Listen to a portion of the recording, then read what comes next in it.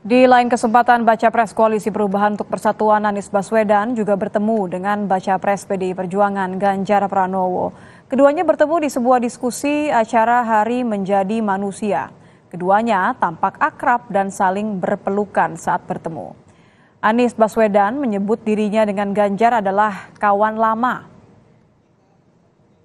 Yang lebih memiliki empati satu sama lain. Kita berteman lama dari zaman kuliah. Artinya tetap damai ya Pak? Iyalah.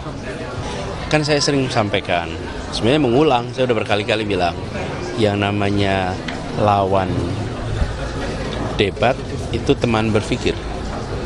Lawan voli itu teman olahraga. Lawan dalam kompetisi politik pemilu adalah teman dalam demokrasi. Jadi biasa saja, ini adalah sebuah kegiatan untuk memberikan manfaat yang besar buat masyarakat.